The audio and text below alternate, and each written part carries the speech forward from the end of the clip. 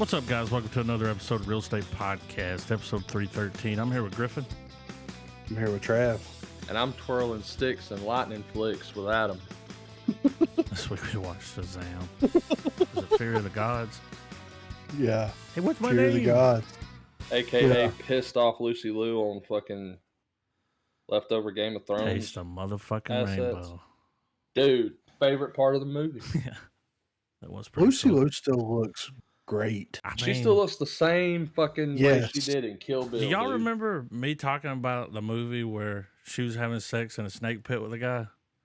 Yes. So I found the movie. During Shazam, I was like, oh, yeah. And I went because I was never been able to. I found it. What was it called? Oh, shit. Flypaper, I think, 1997. That Dude, sounds for real. familiar. And it says it's a comedy / thriller. No, yeah, Flypaper. But dude, they get into a pool that's been drained and it's got rattlesnakes in it and it's got like a pallet. And her and this dude drink some kind of like anti-venom and then they bang and the snakes start biting them all over. I'm a kid watching this like, what's happening? But I never forgot it. I'm surprised that didn't create some crazy kink for you. Like, I mean, I do like get snake bit. But anyway. I think we need to pod like that because I'm just for that scene alone, you know. But Shazam, man, like this is the first DC movie that came out since the announcement of James Gunn and Peter Safran, right? So yeah, didn't Black do Adam very should have just well. been in this movie. Yeah, You know what I mean? Yeah, Like- I know. I agree, and you know it didn't do well. Like it was like the critic score was low. The audience score was pretty high for it, and I get that. Like I agree with the audience score for the Yeah. most part. Like I enjoyed it, you know. Yeah, I did too. Well, I But had a blast, dude. yeah, Like, all of its imperfections are the same imperfections that we've seen in every comic book movie for the past 20 years. Did y'all notice the little Black Adam Easter egg? Yes. When his suit got charred and he wiped it and it was black? oh yeah, It yeah. was like, oh, I see what you did there. Yeah. Clever girl, you know. But no, I like the whole Daughters of Atlas thing was kind of. It's cool that they leaned into the mythology side of everything. Even with all the creatures and Dude, that was super badass. Yeah. The dome and then the tree of life or whatever, and then it was like all these mythological creatures was coming out of. I'm like, did I cue D&D on accident? I love when the younger kid Shazam was like, when they find out when it's like, what do all the creatures fear? And they're like, King of the Beasts, and they're like, that's the unicorn. And she's like, I love unicorns, and the wizard's like, but the unicorn doesn't love you. yeah, yeah, it was funny. Can we get their Yeah. powers back? Yes. yeah. I love the dynamic between Freddy and Billy. Yeah. I like that classic trope of the friend that wants to be powerful. He gets the power, but you don't know if there may or may not be a betrayal. Yeah, and I But kind I of thought that they might be going that route for a minute with the betrayal thing. I'm kind of glad that they. Yeah, absolutely. Because I thought they were like, oh, or at least me. I was like, so this is how we're gonna have a Black Adam villain for. Well, I thought that's how Shazam. it was going to end. I was like, oh, well, that's the end of him. Yeah. Right. But then y'all saw the clips, right? Mhm. Yes. It's going to be on Peacemaker. Not Peacemaker, but Yeah. Justice Society. Which is Well, I actually have a theory out of that, because we actually, so chapter 1 of James Gunn's DCU is called Gods and Monsters. They name drop that particular phrase when Wonder Woman shows up at the end. Mm-hmm. Like, almost like you could treat this movie as a prologue to the official story. Right. Like this, and whatever we get out of the Flash, that's what that's going to be the little, like, like I said, the prologue. But there at the end, whenever they show up and he's fucking doing the bottle pop with. I thought that was. I loved Shazam's character. I love the way they portrayed him in this, Yeah. and the way they kept him a fucking kid. Yeah. Um, but whenever they're like, "Hey, do you want to join the Justice?" and he's like, "Yes, I'm in. Bet." It's And then he Wonder breaks Woman, down. right?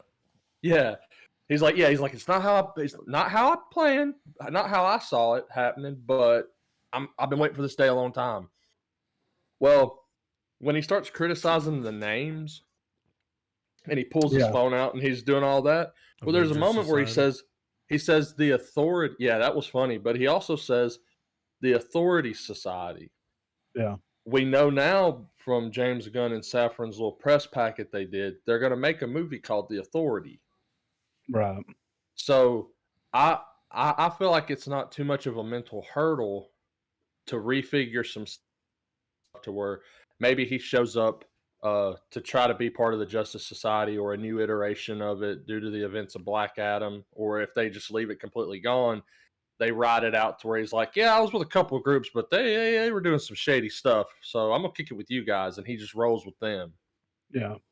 Because in reality, if Shazam is in the Justice Society or any of these other groups, it's going to be Superman syndrome. Why do you need everyone else? All he's got to do is grab them and Shazam them, dude.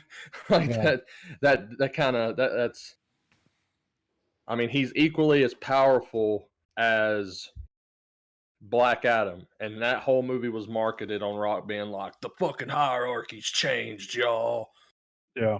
Look at my Family. bald head. Look at my bald head for 2 fucking hours. It would be interesting if they put him in the Authority, but But I feel like I feel like this movie is gonna be salvaged in some way. oh yeah, I mean, they did too much. If they're going to keep it canon, there's kind of too much that's happening here to not at least acknowledge it. At least that part at the end. Well, I mean, they definitely added that in. That's Gunn's characters. Yeah. I mean, So And from his show. I also believe too, and I know we'll get into more nuts and bolts later with it, but I also believe because of the tone of this movie, the accessibility it has for younger audiences and older audiences,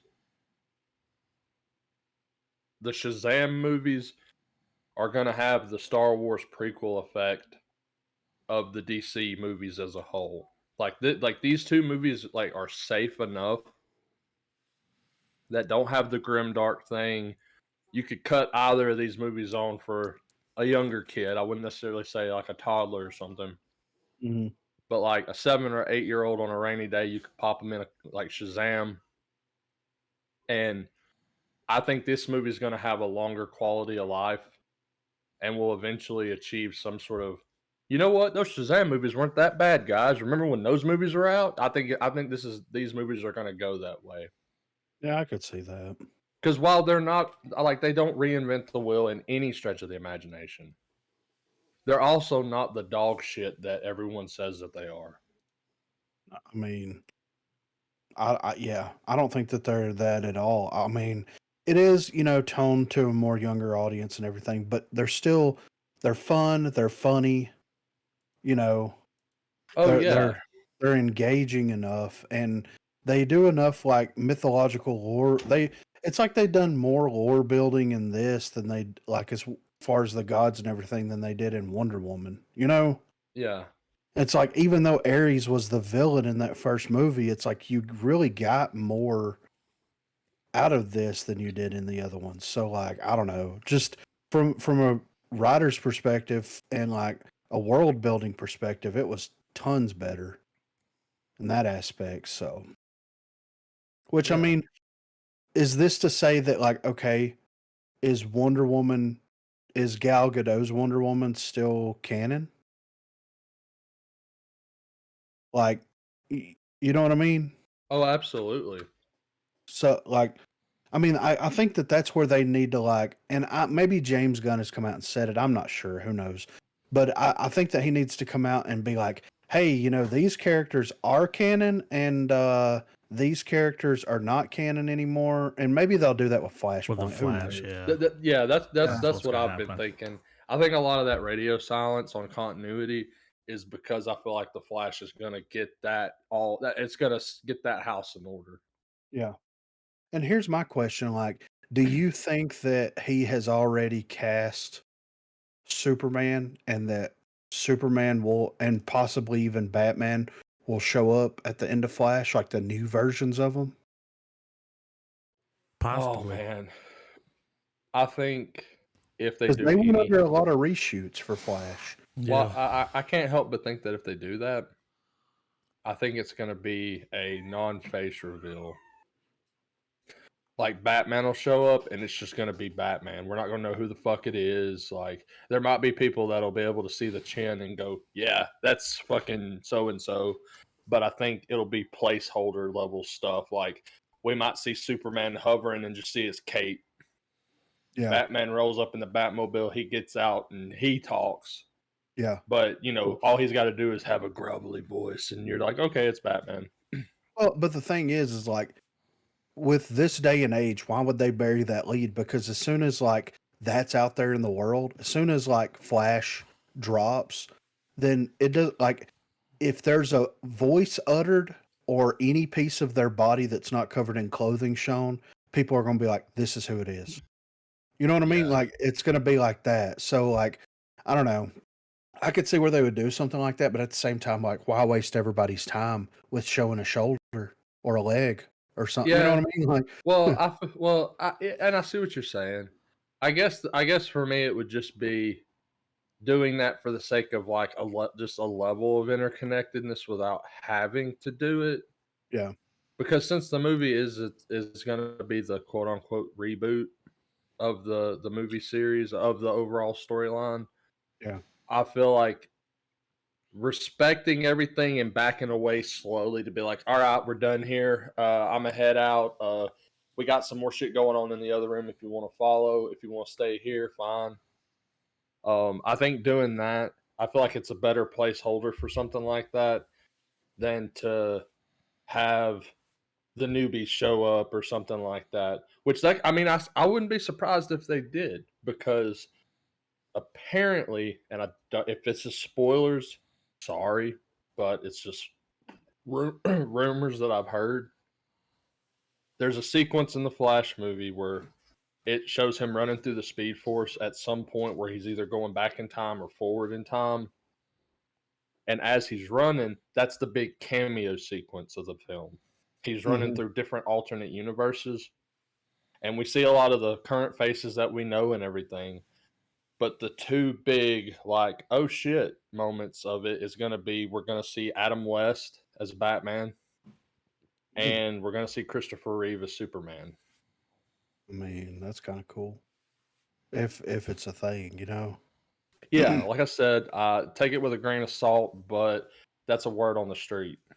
Yeah, And, you know, like I hope the movie's bigger than the character, but while maintaining that the Flash is the linchpin to everything that's going on, and it has to resolve with him.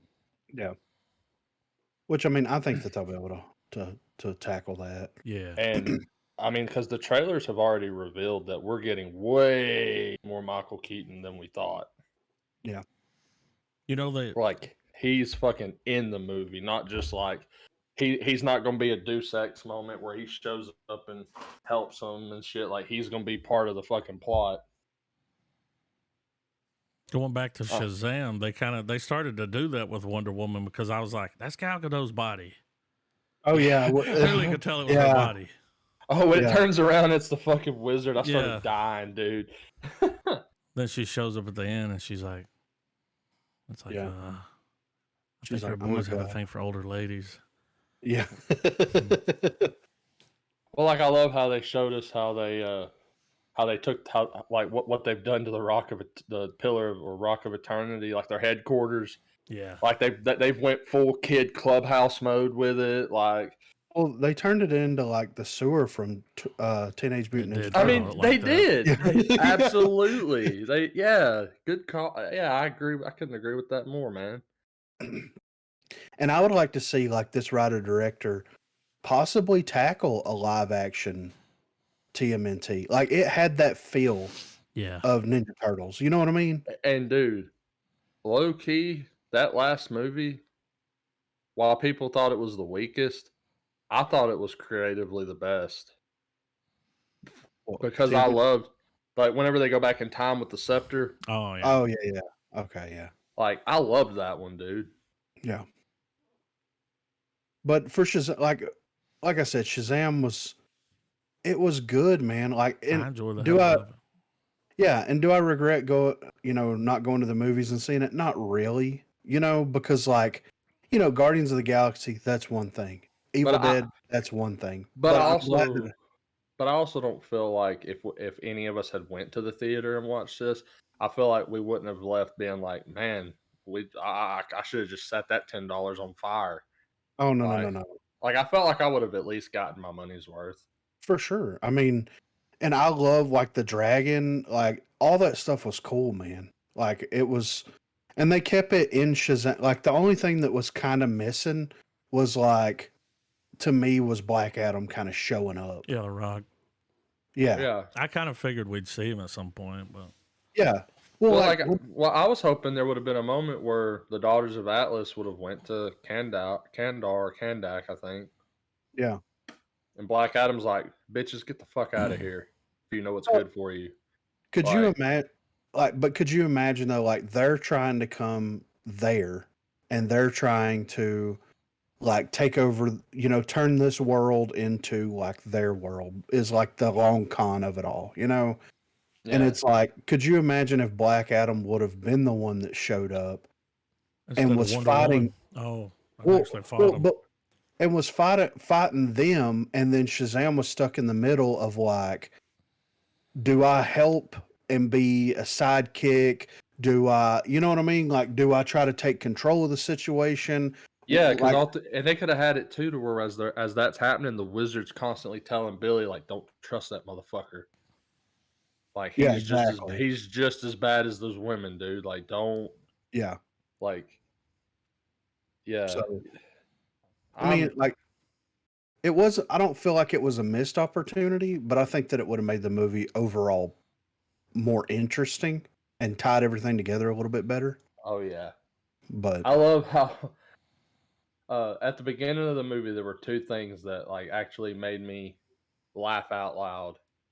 And there was a sequence where they're saving the people on the bridge and everything, and then they get everyone evacuated, and then they all have their hero line up, and Shazam's like, "All right, guys, we have one last thing to do. Make sure this bridge doesn't fall." Then it immediately snaps to the news going, "The Brooklyn Bridge has fully collapsed." you know, and and another moment that I thought was funny was when because it dials back into the kid like nature of the performances and who these heroes' identities really are. They're kids that are way out of their league. They don't know what the fuck they're doing. And it's just that sequence where they put the staff together and they're recollecting all this stuff, and it's like you mean to tell, like when they're basically saying that, and it cuts to the events of the first film where Shazam gives the kids his family their powers, that he just snaps it. yeah, they're like, "Oh yeah, you did that. You're the one that broke it, motherfucker." yeah. All in all, though, I really enjoyed it, and I'm interested to see what they do with the character moving forward because I would still like to see more Shazam, and I would still like to see like the character of Shazam grow. Absolutely. Because at the end, whenever he's like, "All right, I'm not gonna make it out of this," like you can tell the characters come to that conclusion, Yeah, and they get the barrier safe and everything.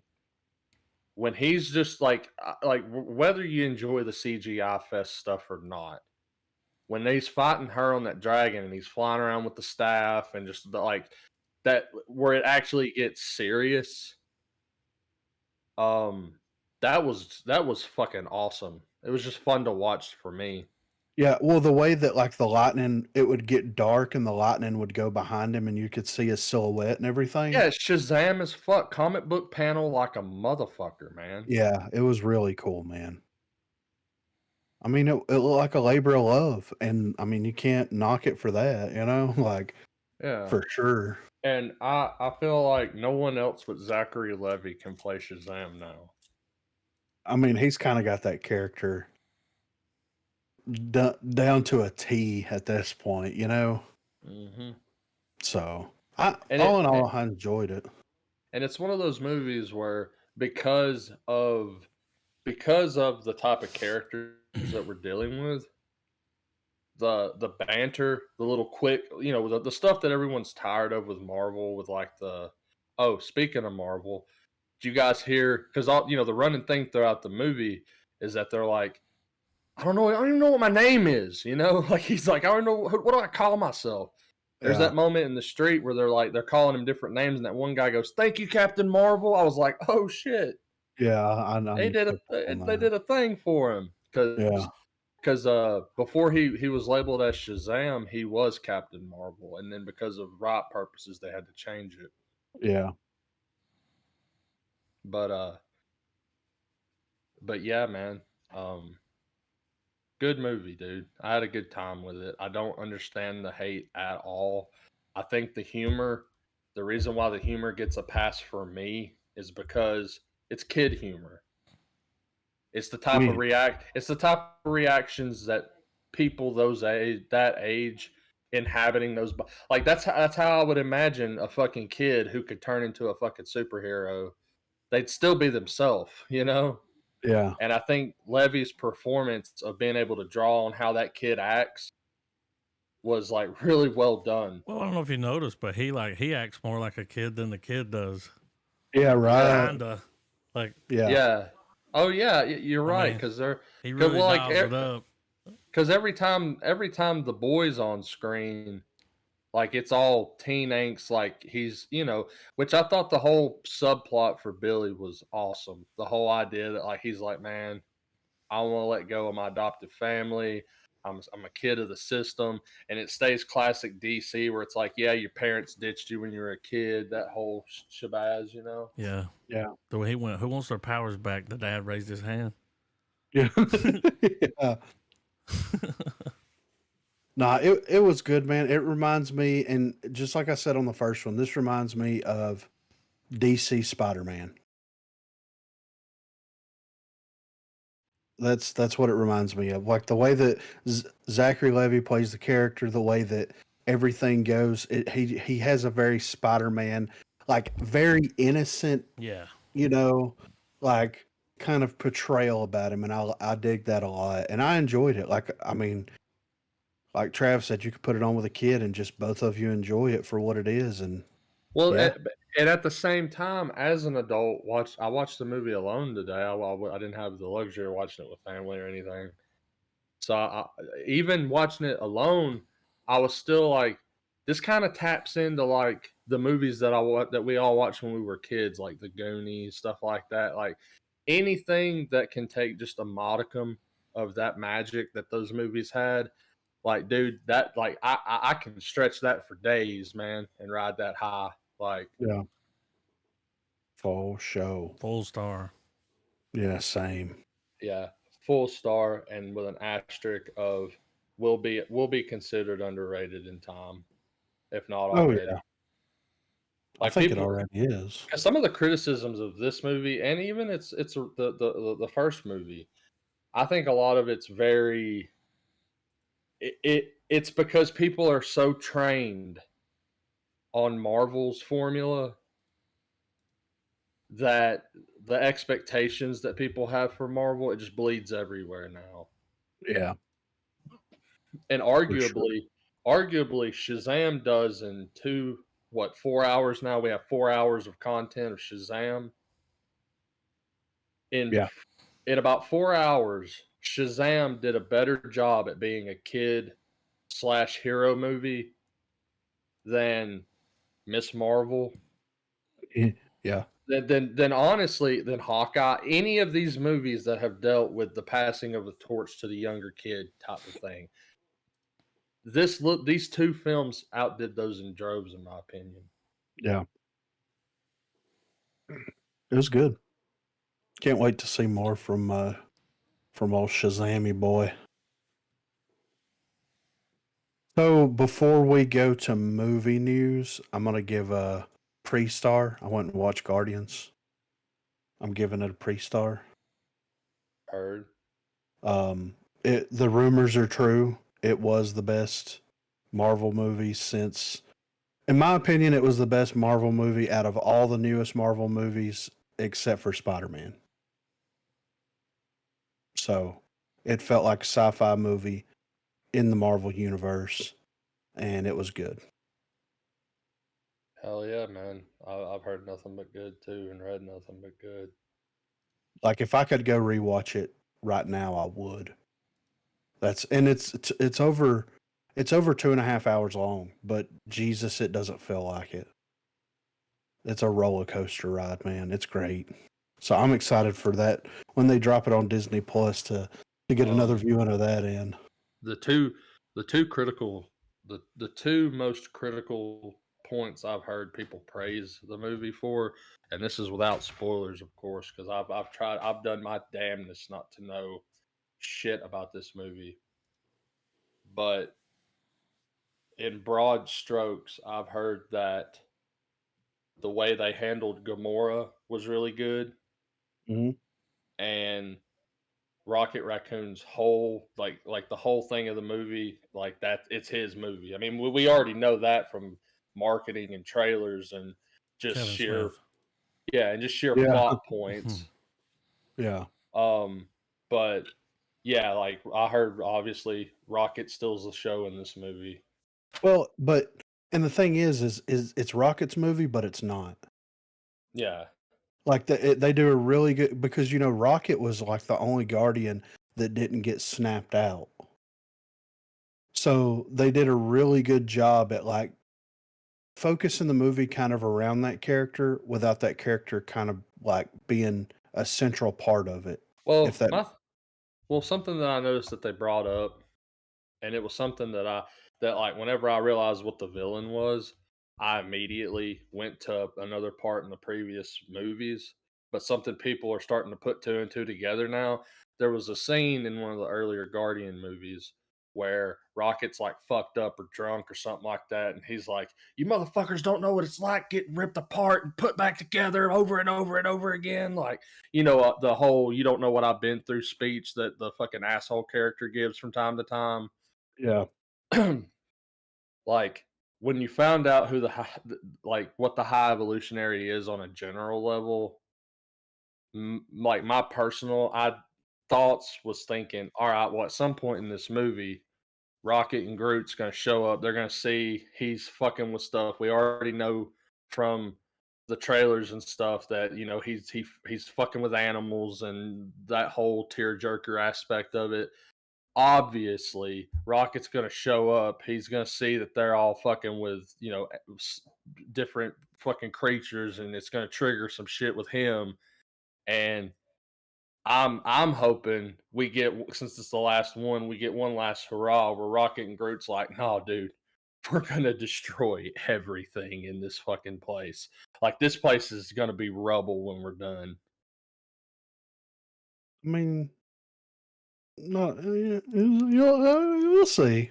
I mean, because I just feel like that's just basic like paying attention to the story at large, Yeah. But yeah, man, like everyone, like you said and stuff, like it seems like it's gonna be really good. Yeah. It was a good time, man. I'm ready for it whenever it drops on Disney. I wish it dropped on Disney Plus next week, So, but we got a little bit of movie news here. Beetlejuice 2 gets a 2024 release date. Michael Keaton and Jenna Ortega to star. Oh So God, not this bitch. You don't like her? premiered. I No. mean, she was one of the best parts of X to me. All right. Well, I think for me, it's just because like it's that little part Wednesday. that look. Yeah, The new it's hotness. well, it's yeah. Like you I think that's can't why they picked her because you that can't show's pull real up popular. anything without seeing her face now. Yeah. What little bit I've Like seen of that show, she does a good job as the character. Yeah. I mean, she's just a straight up bitch to everybody. I mean, wait, she's an is she the one that fucks the dude that has the boyfriend there Yeah. and watches it and fucks his brain up? Yeah. Oh, Yeah. I hate her even more now. So Cuckleberry fan. a premiere date is now on the board for Beetlejuice 2, the long gestating sequel to Tim Burton's cult classic Beetlejuice. Warner Brothers has officially announced that the movie will be released in theaters on September the 6th, 2024. Additionally, it has been confirmed that Michael Keaton will return as the ghost with the most, as had been expected. It's also been revealed that the rumors of Jenny Ortega joining the cast were true, and the Wednesday star has also signed on to star in the sequel. She will be playing the daughter of Winona Ryder's character from the original film. No additional details have yet been officially divulged, and it remains unclear if Ryder or any other stars from the first Beetlejuice will appear. I'm sure Alec Baldwin won't be getting Yeah, I was called just back. thinking that. Probably a good The- way to nip that in the butt. yeah, yeah. Original film, which was directed by Burton and written by Michael McDowell and Warren Scarin. Also starred Jenna Davis, Alec Baldwin, and Catherine O'Hara. While composer Elfman has previously confirmed his involvement, recently noting how excited he was to get back on the set with Burton for the Beetlejuice follow-up. He also teased Keaton's return as Beetlejuice, noting how easy it would be for the actor to slip back into the role. Man, fuck this. I'm sorry, dude. Like, I'm gonna have to wait till the tasting, dude. Because like, here's my thing. Just because Ghostbusters Afterlife was a good movie, that does not Mm-mm. mean that they should be greenlighting every legacy fucking sequel idea that fucking comes to mind, They've been talking about regardless of this for a whether. long time, though.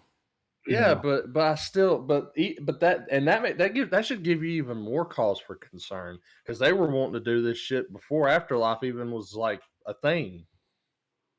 So Well, Lord knows what they're rolling with. well, I mean, and the thing is like, I mean, is Burton directing it? Who's writing it? Like, I mean, there's Yeah, some things that Michael we really, McDowell's dead. yeah. So, I mean, and what's this like? If this picks up with Winona Ryder's daughter, like, how is that going to factor into it? Has Beetlejuice been kind of dormant this whole time? Like, Well, here's my what's good? thing: is Winona right? Like, is it gonna be Afterlife but reskinned for Beetlejuice, where it's like the mother died, she left some stuff behind. She's like, look, if shit gets really rough, say the name 3 times. No, We'll help you. I think it'll be almost cut, copy, and paste of the original. If I had to like have an idea of what it would be about, Like I'm at she'll be the ghost in the house yes, and that's then warning her and all that shit. yeah, and Jenna Ortega and like all this stuff. So I think that that's you know, if I had to imagine, it would be a cut, copy, paste of the original because I mean the original is a classic for a I reason. fucking There's love no Beetlejuice, dude. yeah, so there's no reason to Yeah, really I take it mean, in a crazy So you know if this unless movie's bad, it's not gonna ruin the original one. yeah. At least not So for me. and to see Keaton come back as Beetlejuice, like that to me gets me excited. I mean, And I, it's I like, mean, I, and I share with y'all's excitement. I mean, I'm gonna be skeptical for all these legacy stuff, man. yeah, I truly think Afterlife was just a case of lightning in a bottle, and despite all the videos we see on TikTok, lightning doesn't strike the same spot twice. Very seldom. yeah. And Well, so, I mean, I'm gonna reserve my expectations, but I mean, I'm well, equal. I mean, I'm down for more Keaton. yeah. But here's kind of how I'm looking at it. Warner Brothers greenlit it. Is Zaslav going to greenlight something that's going to be a money sink right now? Like the story had to be compelling enough for this Yeah. dude to be like, okay, let's greenlight this Tim with as Burton much is going to stuff. direct it. So, It's on the and IMDb. with as much stuff as he shit canned in the past 6 months, and the complete restructuring of Warner Brothers and Discovery, like, is he going to greenlight some bullshit to get made right Well, now? or more so, is Keaton does Keaton have faith in the project, or is Michael Keaton simply just stealing a page out of all of the older actors like Harrison Ford and all the other action stars and stuff? Like, is he doing the victory lap because it's just a paycheck and he just doesn't give a shit at this point? Well, I Because mean, I guess, because as hyped as I am for the Flash, I am afraid that he might, I'm afraid of a phoned in performance. yeah, well, and I guess the Flash will really kind of show, but here's kind of how I've been looking at Keaton though, like since his renaissance that he's had here. He's grateful to be working again. Mm-hmm. And do I think that he'll take anything for a paycheck? I think to a degree, but I also think that he understands that a lot of the characters that he played as a younger version of himself are still talked about 30 plus The years later. legacy. Yeah. I don't think he'd So I want to don't, ruin it. yeah. Well, one of And the with, things that make me cautious though is that the movie the movie he starred in, Birdman, was almost a meta commentary for him and Batman. yeah. And he hated, I mean, the character in the film hated that he was pigeonholed into that shit. Yeah. But I mean, he also kind of got blacklisted in Hollywood because of his own Yeah, arrogance he was a too. dig. So I don't think that he would want to tread down that same path and like because now if he gets blacklisted in Hollywood, there'll still be people that'll mess with him. But if he gets canceled by fandom, that's a completely different beast. Dude, Like there's that's 3 writers. One of the writers wrote Spider-Man 2, bro. I Oh, mean come on, dude. I mean you know the best Spider-Man. But yeah, we got Beetlejuice to look forward to. So, and it's coming out next year in September. It's crazy they're dropping it at the beginning of September, but I wonder, like, it would make sense to release it like beginning of October, but I don't know. Maybe they'll push that date. Maybe that's the tentative. We'll see. All right, Joe Russo thinks everyone should be scared of AI. Wasn't it one of the Russo brothers that was like, it's going to be a great Hollywood tool? Yeah. Like, I don't remember which one it was, but like, so Joe Russo issues an important warning about the use of AI amid the conflict between the big Hollywood studios and streaming platforms with their writers. The use of AI on a day-to-day basis has become completely normal. Social media have been flooded with absolutely realistic images created from a text description, fooling practically anyone. Entire stories and scripts have been written from the use of this tool, but in the long term, it could represent a great danger. The technological debate of the implications of the existence of artificial intelligence has come into focus once again since the strike by the Writers Guild of America organization began, which has resulted in a delay of complete stoppage for various television and film productions until companies reach an agreement with the writers. This has led many studios considering the use of AI to finish scripts. A few weeks ago, Russo made a comment related to AI, stating that in the near future, making movies with this tool will be commonplace. Now, the director got back into the debate, talking to Variety, being a little more critical and sharing an interesting point of view. So he's going back on it here. I think everyone should be scared of AI. I don't know if you've heard any of the Drake songs that have been dropping on social media, but it's here.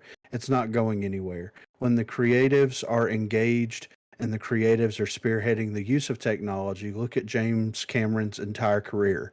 That technology ends up in service of artists rather than vice versa. If corporations drive the adaptation of that technology, it might be a different story. And there's been several things that's came out that's like that Lord of the Rings season 2, like the Writers Guild members are, they've stopped writing, but they're going to continue filming even though the writers have walked off set. So like, what? You Man, Why? notice under that they say South Park made history. The first episode written by the AI and titled I Deep get Learning. it. I get it. AI is the big shiny new tool right now, and everyone's in all of it.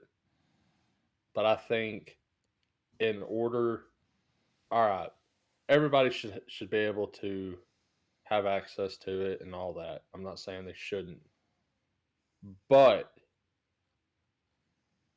film, art, music, all of it. What makes those things so good is that unsaid knowledge of knowing that this is the expression of another human being or group of human beings. And when that shit's being done by a fucking computer, it is A, the laziest fucking shit on planet Earth. B, it is the most creatively defunct way. Like, you're cutting corners. Hmm. Like, use your fucking brain, use your expression, be judged and rated on your capacity for your own creativity.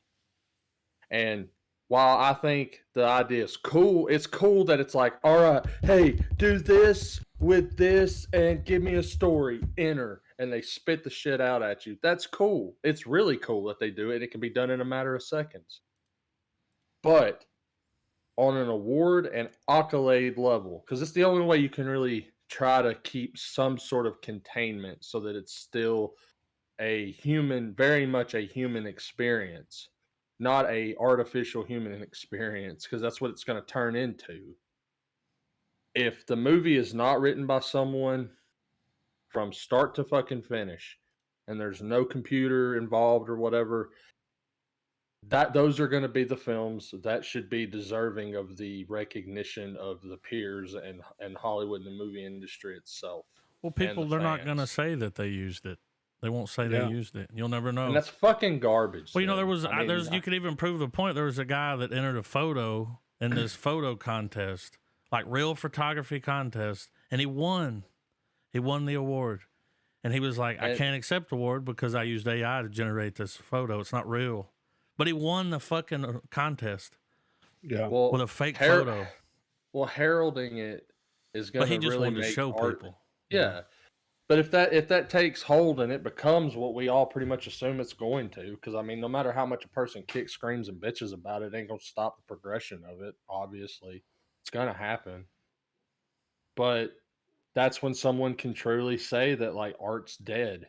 Like when humans no longer are trying to make it themselves, but just feeding a few, like taking their already diminished attention spans and just going, you know what, instead of writing something that's going to take me months to do, I'm just going to come up with a couple quick ideas this afternoon while I eat my sandwich, and I'm just going to feed it to the AI machine. Well, yeah, I mean, I get that.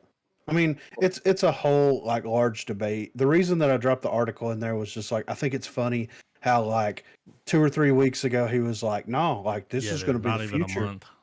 Yeah, and then now he's like, "It's I dangerous, think and we he's all need to because of be." the writer's strike thing. Yeah, right. Like, Like he's kind of backing, backing yeah. off on it. And And and, and like we've talked about too with AI in previous episodes, like I'm gonna be right there with everybody when that first movie drops, where when the movie starts and we get a whole little like plaque that comes up that's like what you're about to see was completely created using AI. yeah, Like I'm gonna be right there and be like, okay, this is fucking cool. Like a computer did all of this. It took the bulk of human knowledge and made this. yeah, But then round 2, 3, 4, et cetera, it's not going to have an impact anymore because the audience member is going to be like, this was all just generated. Like this, there's no message here. Like how does a AI express a message to you through any of Prompts. the different outlets? Well, like no, I mean like a moral you're gonna take from it. Like you as a human being walking away from any kind of film, what message are you gonna take from? And are you gonna be really satisfied knowing you took it from a computer? instead of Well, someone that went through shit and struggle in life, poured it into a film, a song, or a fucking book, whatever, and shares that, and you're able to derive that like you have that connection with that creator for that brief moment that you're consuming that content. You and that creator are on the same level because it's resonating with you in some way, whether yeah, it be on a comedic level or a deep philosophical level. And I yeah, just but you feel like I'm sorry, I feel like the AI is just going to completely like null and void that. well, but you have to look at it through this lens too. Is your average Fast and Furious viewer looking for that? The most Well, profitable of course franchise not. of all time. Yeah, exactly. So, like, that's what it's gonna be used for. But at the but to go with what I was saying earlier though, like Fast X is not going to get nominated for a fucking Academy Award. It might for like best sound or something. But I mean, as far as like, because like no one is going to walk. Anyone who watches as much film as the three of us collectively, and the ones that even more, no one, not a single fucking person on that level from our level up is going to walk out of Fast X and go, man, Vin Diesel just acted his ass off. Yeah, that was Well, an No acting one. clinic. Yeah, yeah, no one. Family. And I know that like it's unfair to look at it like because it's in the same as much as we shit on Fast X and the Fast and Furious franchise, it's in that same group of films that we do like Marvel, sci-fi, Star Wars, all that stuff. And we hold it to the same concept that like, dude, we're watching Star Wars here. We're not like why cast like why analyze Star Wars like you would analyze something like Casablanca or 12 Angry Men or Cool Hand Luke or The Well.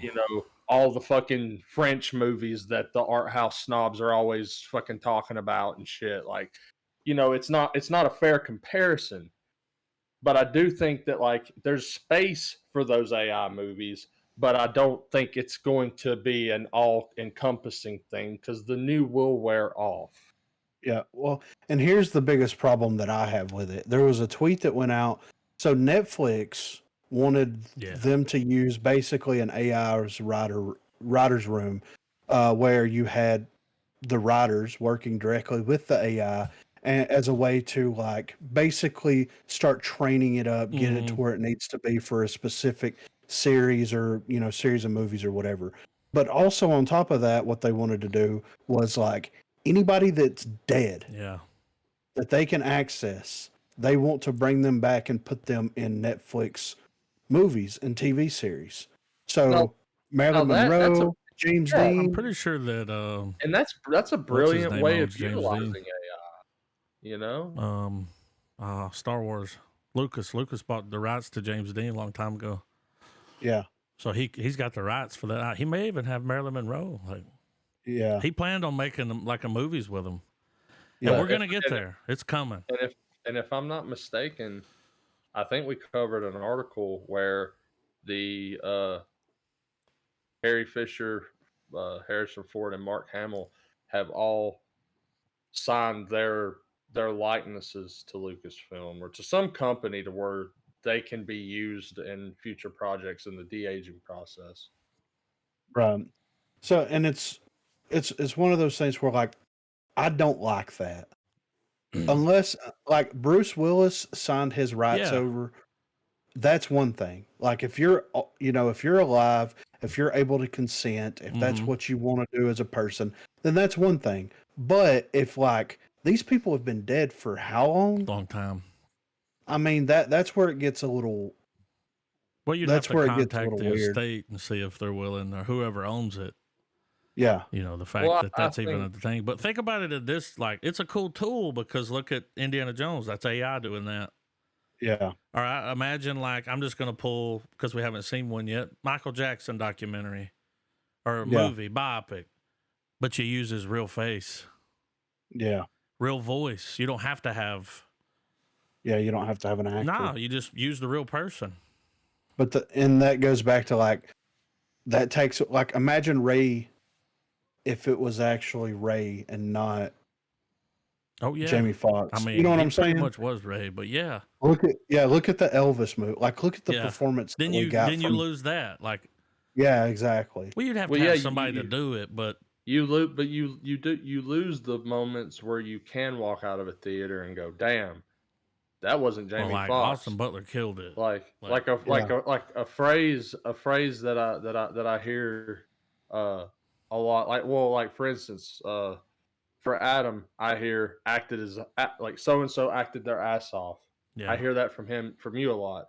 With Griffin, when a role particularly resonates with you, I always often hear you say something to the effect of, "Man, he melted into it." Mhm.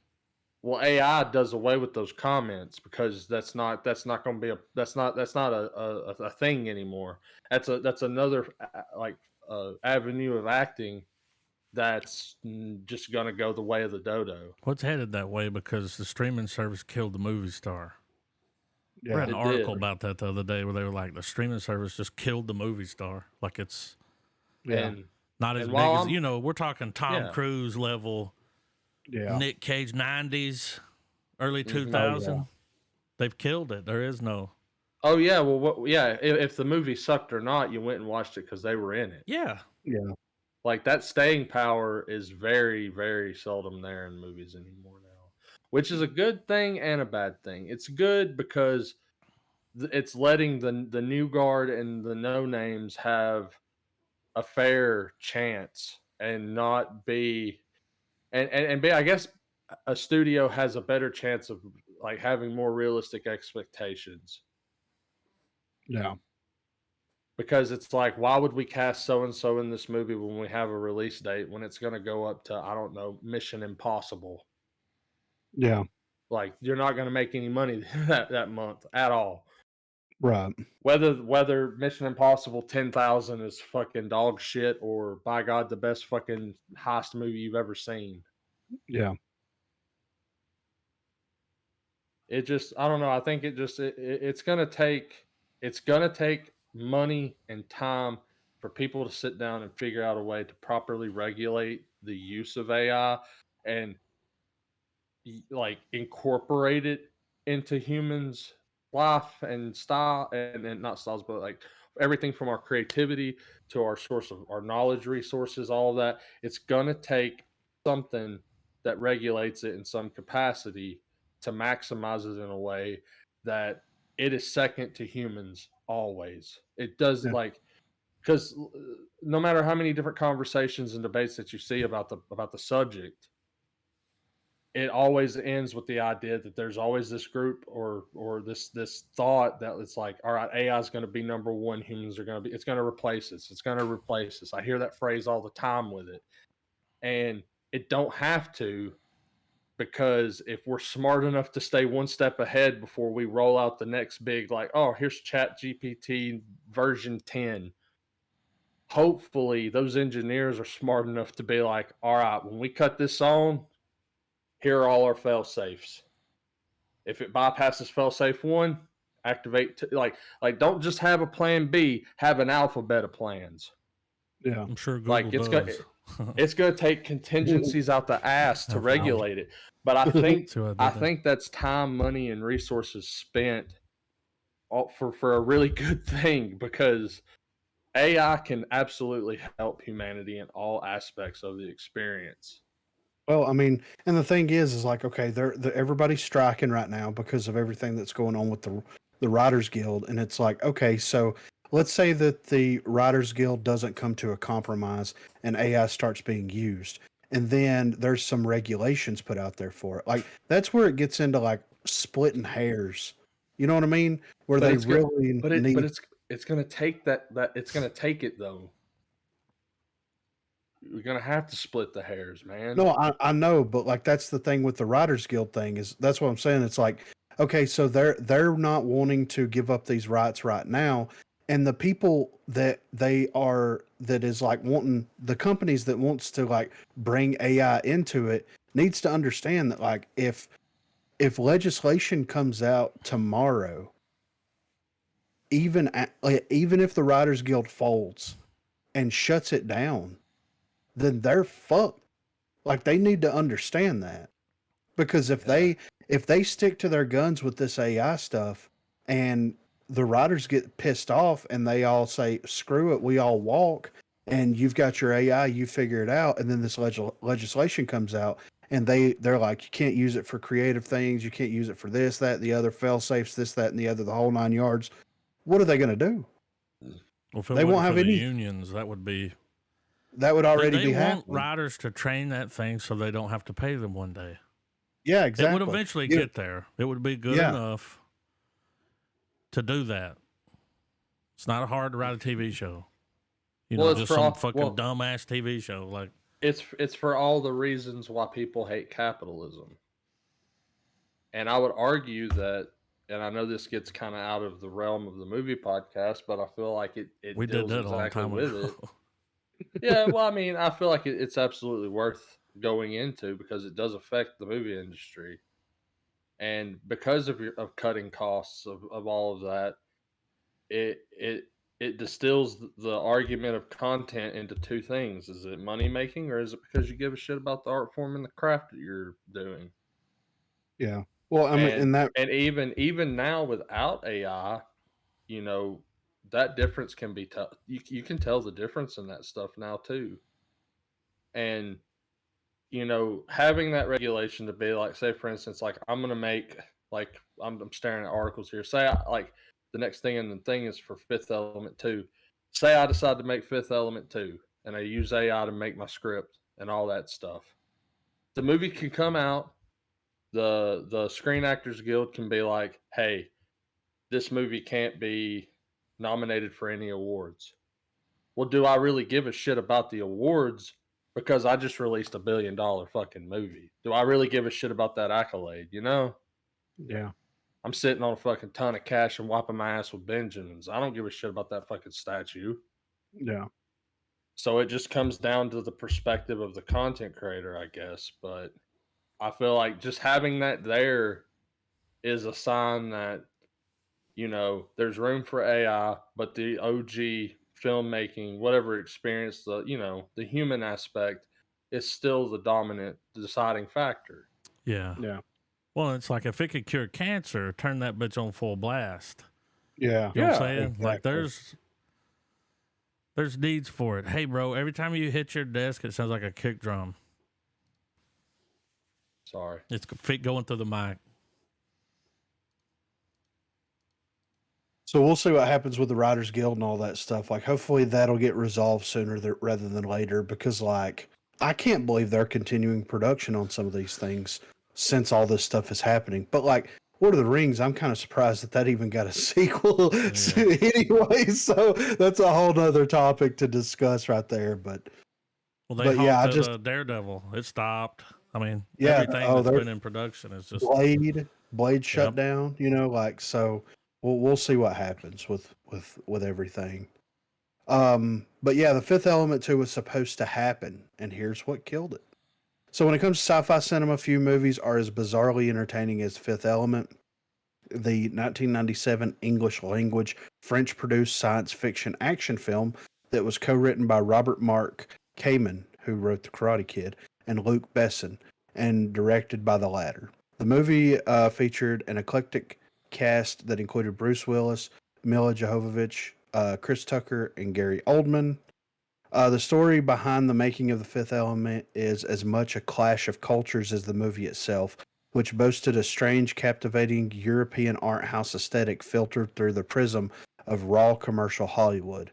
It follows the story of a taxicab driver played by Willis who takes it upon himself to protect the life of a strange humanoid creature portrayed by Jovovich, whose existence is directly linked to the survival of the human race, which is under the threat of a malevolent cosmic entity.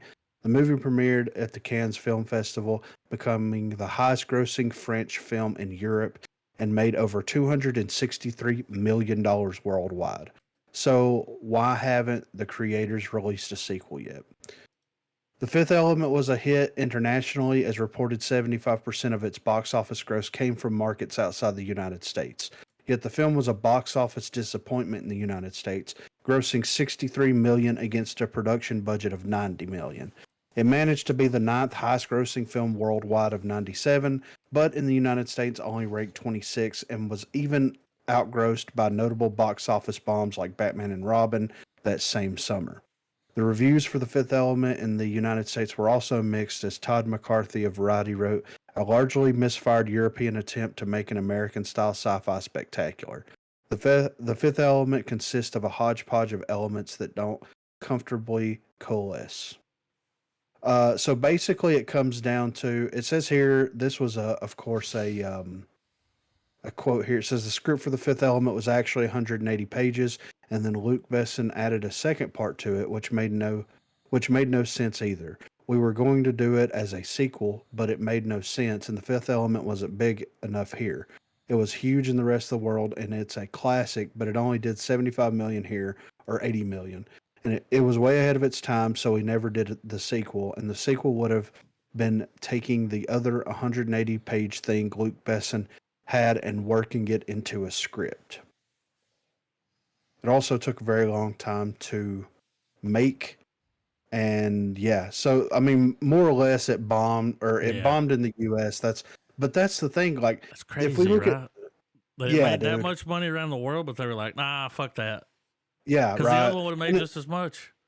yeah, it's like, and look at the Warcraft movie. I'm going to kind of point to that. Like, the Warcraft movie made a decent chunk of change here in the U.S., Yeah. but it made a ton of money in China.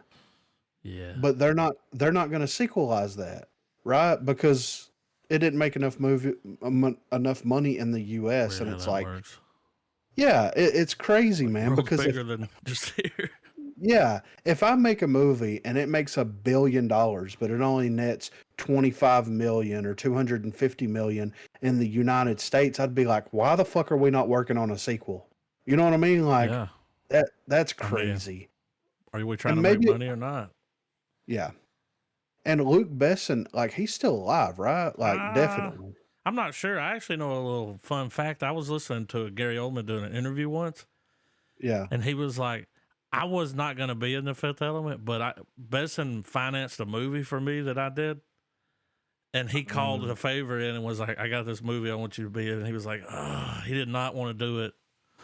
I mean, He's like, I his just part felt was goofy. amazing. Yeah. But yeah, it's a cult classic, man. Dude, he was married to Mila Jovovich from 97 to That 2000. I makes had no sense. idea. Yeah. Okay, that's cool. But yeah, Luke Besson's still alive. And he, like, if you look at the things that this guy has Oh, worked on, you know what I mean? look here. Yeah. I mean, He did The he did Professional, dude. The Professional, Dude, that's a great Lucy, movie. Nikita. Yeah. District B13, he was the writer on that. The Transporter, he wrote that. Uh, let's see what else he did. He All did. kinds of shit. He directed. I think he Did he directed. do What you call Taken? it? Director. Oh, he was a producer.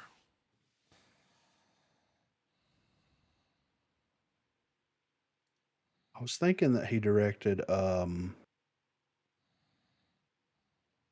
No, that's not him. What the hell is the name of that movie? I can't think of what it's called. It'll come to me later though. But yeah, I mean, he's, it's crazy that like he did all that, like it made that much money, the whole 9 yards, just to like not get a sequel made. Crazy. It was a little ahead of its time, too. I love that movie. I Oh, watched it yeah. so much as a kid. Oh my, Chris Tucker in that movie. Yeah. Hot, hot, hot, hot, hot. All right, so Carl Urban is reportedly set to play Johnny Cage in Mortal Kombat 2. So major casting news suggests that the boy star Carl Urban is finalizing his role as Johnny Cage in Mortal Kombat 2, a sequel to the live-action Mortal Kombat film released in 2021. The new film will introduce the fan-favorite character after a noticeable absence in the first installment. It was recently reported that filming would take place in Australia this summer, and now the rap reports that Urban is in final talks to take on the role of the Master of the Shadow Kick. As the casting is apparently not yet official, there hasn't been a public announcement made about Urban's involvement by Warner Brothers or by the actor. There have been a lot of speculation about who would play Johnny Cage, in the new Mortal Kombat film. WWE superstar The Miz was a popular pick with fans, and the wrestler had even publicly campaigned for the role. Joel McHale was another name that had came up. As the community star has voiced an animated version of Johnny Cage. While Urban's name wasn't coming up often with the fantasy casting online, chances are it won't have too many people feeling upset given the actor's versatile talents and immense popularity. Urban can currently be seen as one of the lead stars of The Boys superhero series that streams on Amazon Prime Video. When it comes to films, he can be recognized in his many roles from Star Trek and Lord of the Rings franchises to his roles in movies like Thor Ragnarok, Dread, and Pete's Dragon. Most recently, he voiced the lead role in Netflix animated movie The Sea Beast. So, Well, dude, I'm when I not saw upset. him go from Star Trek, Yeah. right, Bones. Yeah, yeah. to fucking Butcher, Damn it, Jim. dude, the Butcher, dude, he's so See, it's fucking our- good on that show, dude. I And gotta it's a watch whole it, fucking man. mood. Like, it is. It's a whole stance. It's a whole mood, dude. Like, Oi, prick. yeah. Yeah. Travis That's what watched I'm it. here for. I mean, isn't it?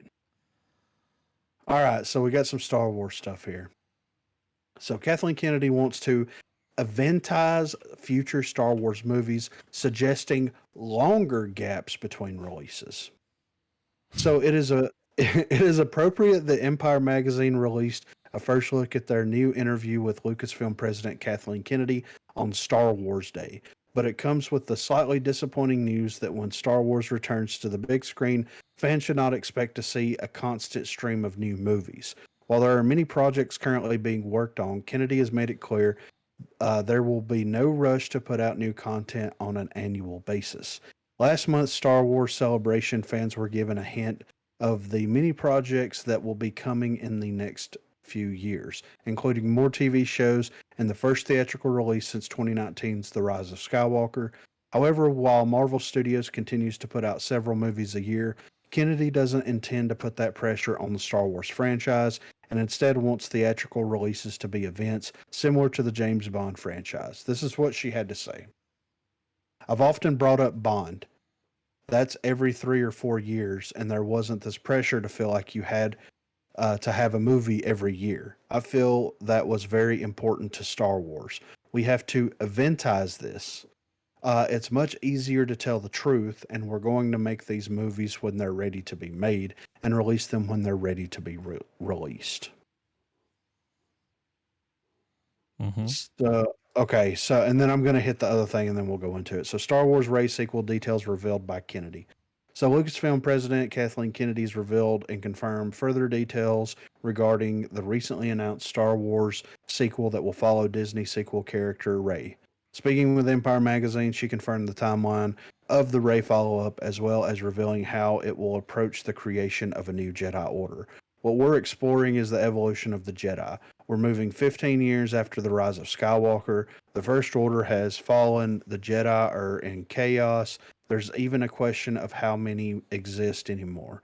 And Rey's building the new Jedi Order based on the text that she was given and that Luke imparted on her. Star Wars Project is clearly being planned as a direct sequel for the divisive Disney trilogy, with the Rey-centered movie once again following Daisy Ridley as she continues to carve out her place in the galaxy, learn from the lessons bestowed on her by Jedi Master Luke Skywalker, and balance the past with the future as she rebuilds the Jedi after so many years. The Star Wars Rey sequel is all set to be directed by Academy Award-winning journalist and filmmaker Shareen Ebdade-Chenoy from a script written by Stephen Knight.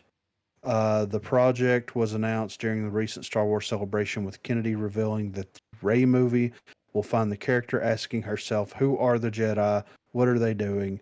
What's the state of the galaxy? So, on the first point about eventizing the Star Wars stuff, like, I kind of agree with that to an extent, right?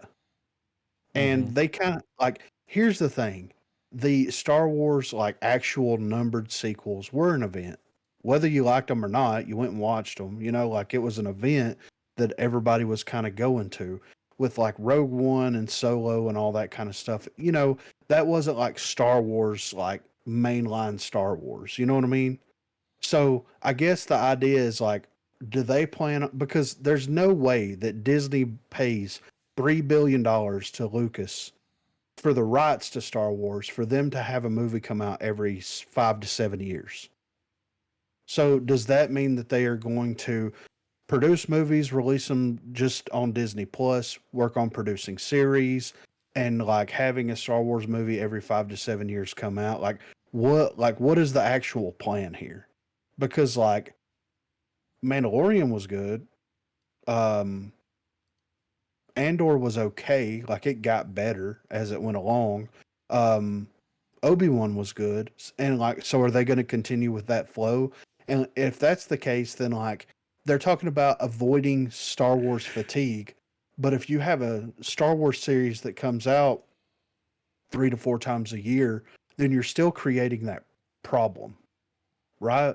Mm-hmm. So what is the point? Like, unless they're going to do like one series a year and be done with it, and then every 5 to 7 years release a film, you're still going to get a fatigue problem from that. Yeah, I Because think you one have to, reason they're doing that too is money. well, yeah, I mean, You know what I mean? that's true. Yeah. Laying off 7,000 people. There's talks of probably about between 7 and 10,000 more people getting axed. I mean, that's Like crazy. it's, you know. Yeah. Well, you know, America. Yeah. Anyway, yeah. And then like the Ray sequel, like, I mean, Just say it, brother. I'm not really looking forward to it, like per se. Well, it's just Like, crazy because it's like all that happened. People got mad. It almost ruined her film career. Yeah. And then here we are. Now that it's blown over, Yeah. all these shows, and you know, it's like, oh, okay. Might go back Yeah. revisit some of that stuff and see if it's as bad as it was. They're like, oh, we're gonna put it on another one. It's like, oh, Yeah. And it's are like, you sure? like, why is she rebuilding the Jedi? Or like, didn't Luke burn the I don't temple? know. Now I don't know. Like, I don't know what it happened. just, it's weird, man. I thought like, I don't know. I don't know. I need to go back and rewatch them. And I probably will. When the Ray movie comes out, I'll probably go back and watch, you To be know, fair, 7, the 8, first 9, one was 11 years ago, so which is it crazy. doesn't You know? feel like it, does it? Like, No, not at whoa, all. I mean, were we? 2012.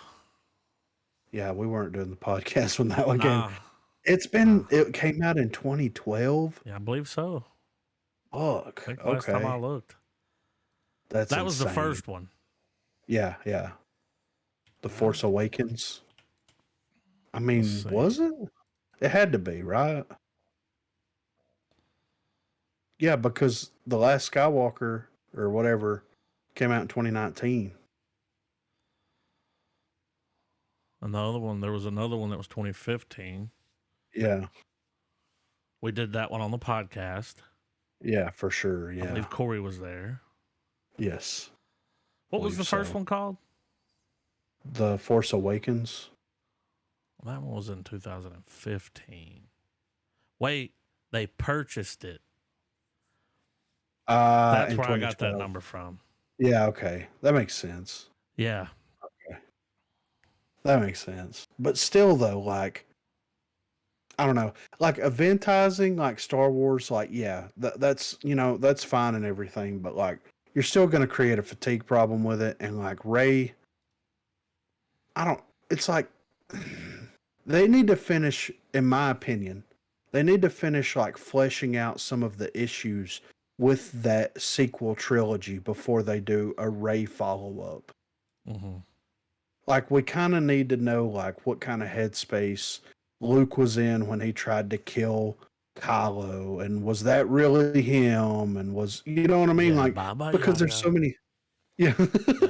because there's so many theories. They're like, well, that might not be Luke. That might have been the Emperor fucking with him. You know what I mean? We may find out some of that in these shows. I mean, Yeah, and we've that's been what. seeing a lot of stuff going on. It's like, oh, well, that would make more sense to do that. It's like, oh, let's flush all this shit out Yeah, and then then bring do the Ray into movie. it. Yeah, Let's make it make sense. yeah, and it's like, but Ray, like, Because, like, I don't yeah, know. I know. I'm sure she was happy to get a phone call.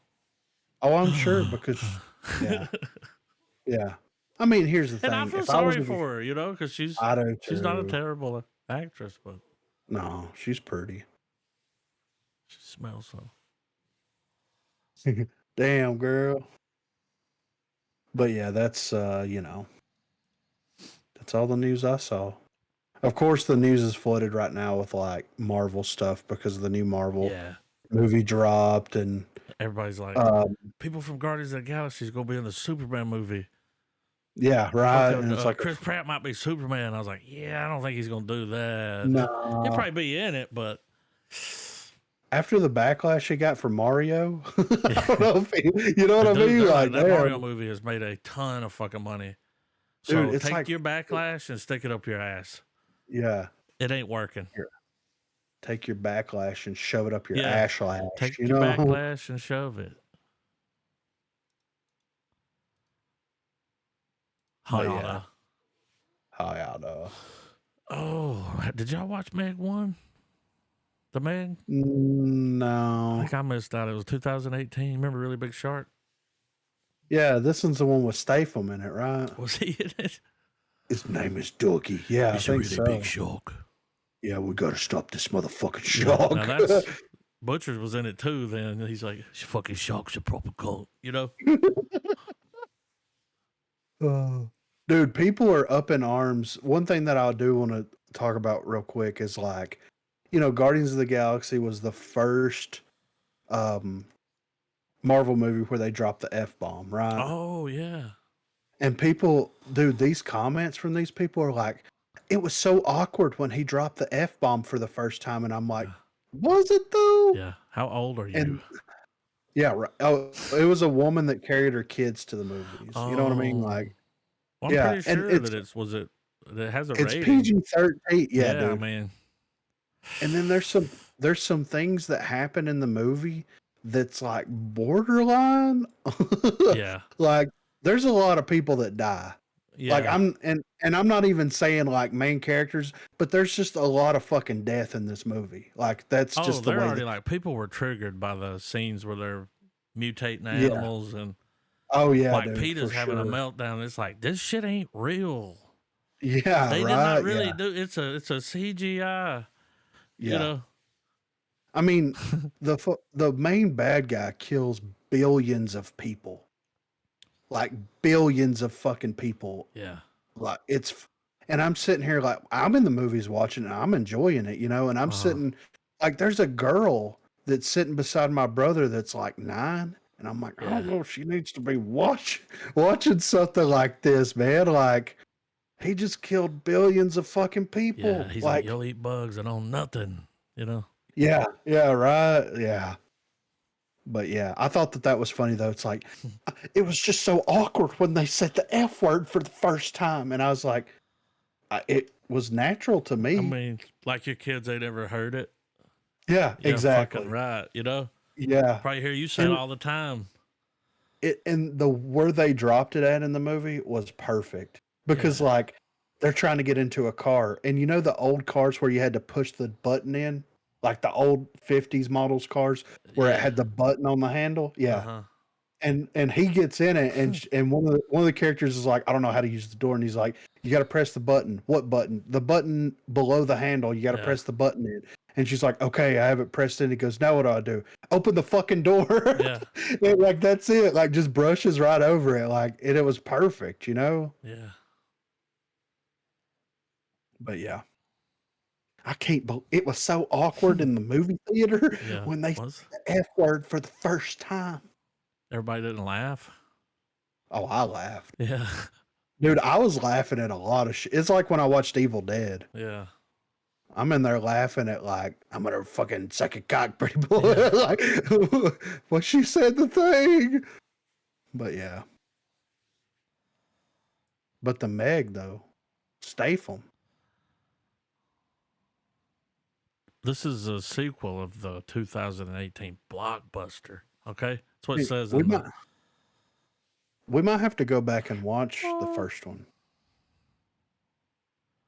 Like I'm just saying, like if it's a blockbuster, like Was it? It does have but Statham in it. I love mean, Statham, dude. he kind of He was in makes the a Fast and movie. Furious movies too. Yeah, yeah. His name was Doggy. The shark's name was Dougie. It's Dougie. Yeah, get that Doggy. I'm ready. All right, you ready, Trav? Yeah. All right, 3, 2, 1, play. Statham. Mm-hmm. Are we going back in time? We did this on the pod last week.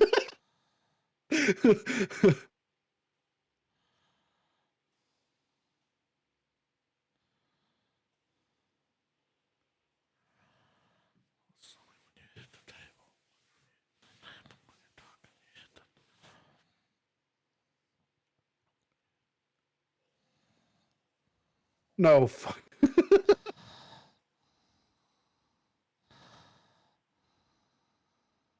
Some I think deep this is water. rated PG-13. Yeah, told you. Statham.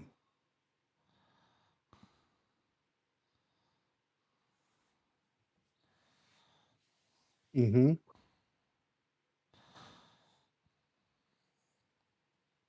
sure those will help.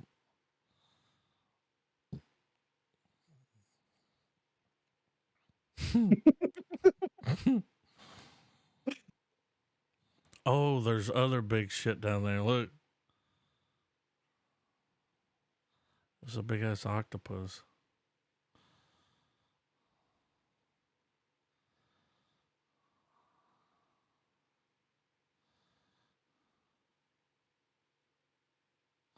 I The mean, fact that this they looks just call it amazing, dude. Meg, Yeah. yeah.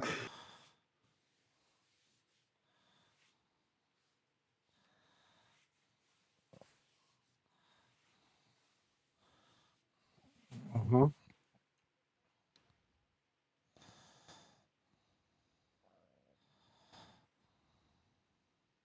That wasn't wearing.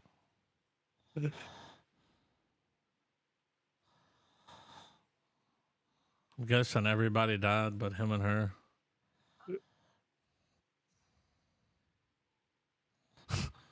Yeah.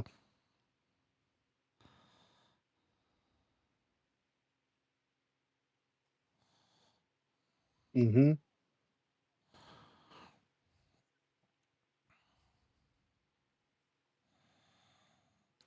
Kind of looks like a silly goose time, dude.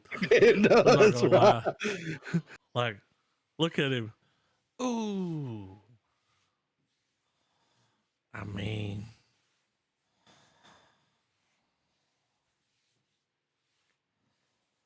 it's I like think they we know need their to. audience, you know? They're like, Yeah. we know what to do. I think we need to give them both a watch back to back, you know?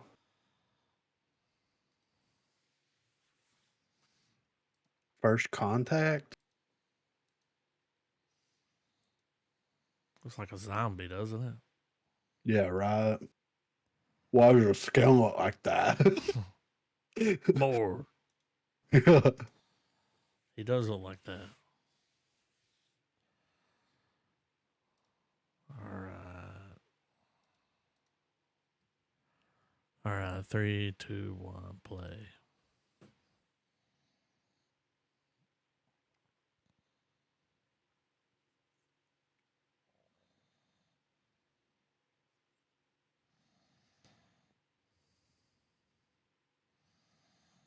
Oh shit.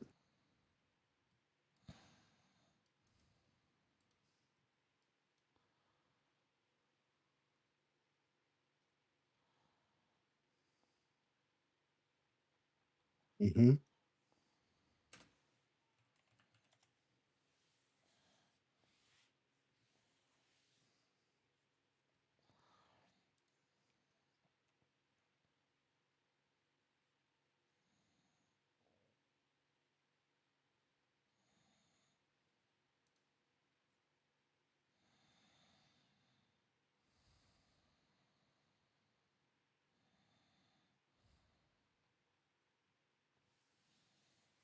Mm-mm.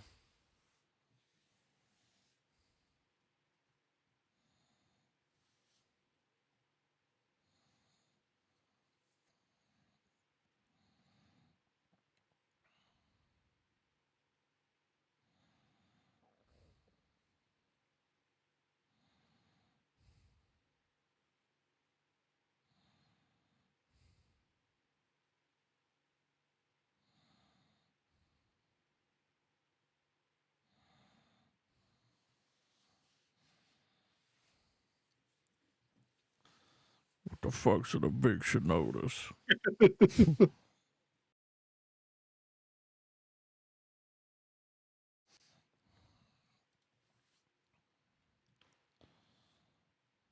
You look like dude from Sleepwalk. Yeah. That has a 7.4 on IMDb.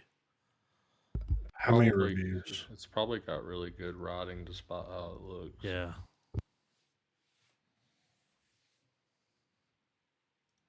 Run, rabbit, run. And there's not enough cosmic horror, so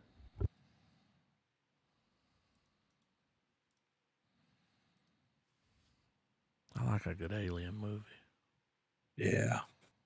but they're few and far between. Run, Rabbit, Run.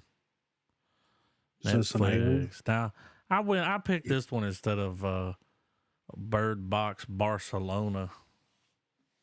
I mean, It was a teaser. oh, I almost that put makes it, but like when you watched it, it was showing clips from the original, and it was Oh, like yeah. this time it's happening somewhere else. I haven't even watched the original one yet. Oh, it's don't bother. All right, 3, 2, 1, play. I mean, it wasn't like the worst movie, but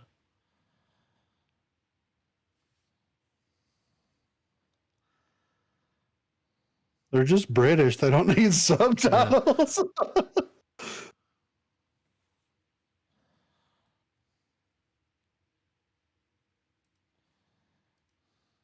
hmm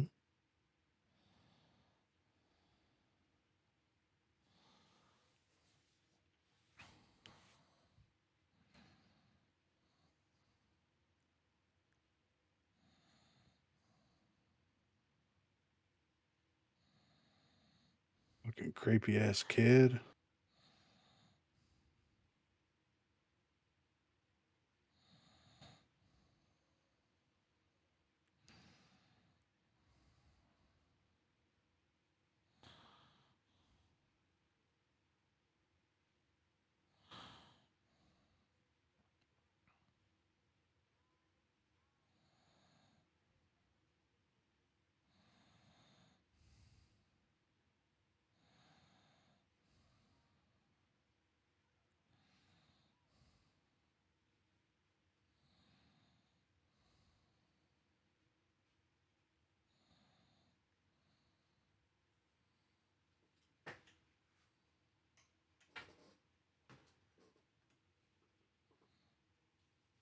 I mean, that looks something. it's that's Bunny. Bunny, she's a good girl, isn't she, Bunny? Yeah. Very good girl. Frightfully good girl. Outpost. I bet you can't guess what this is about. A tower. All right, 3, 2, 1, play.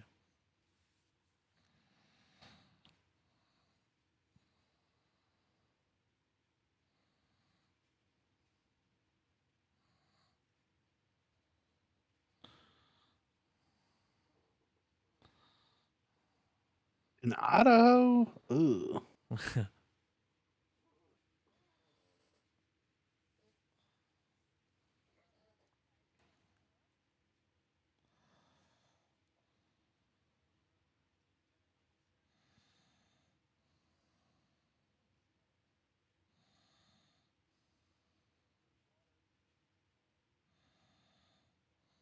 I'm out, you know? Yeah. People really do this. Yeah. Stay in those towers. Fire watch. I mean, depending on how much it pays. For 3 Yeah, I months. mean, it won't be that bad. You get some Starlink. Shit. Yeah. I like that dude. Yeah. He was in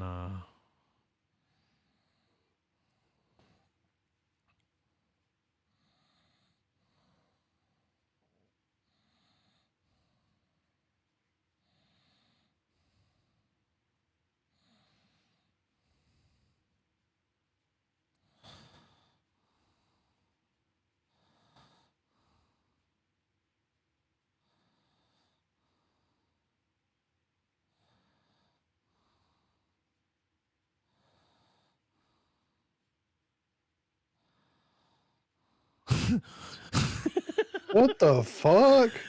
They're coming for your tower. 3 months ain't that long, dude. Like,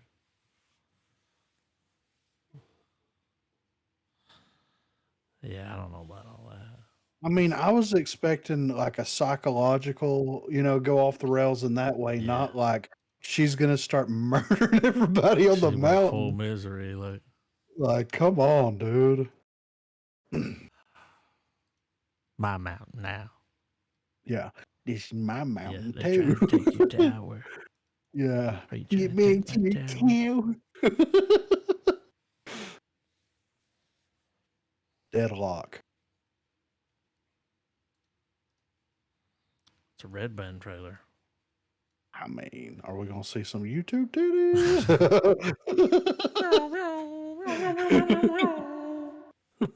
All right. 3, 2, 1, play. We might.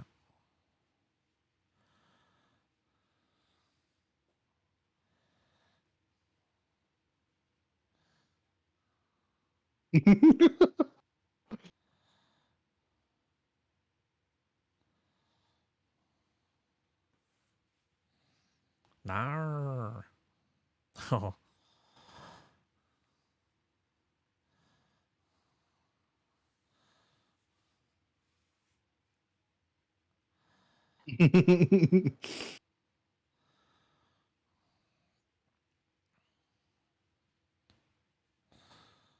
Damn.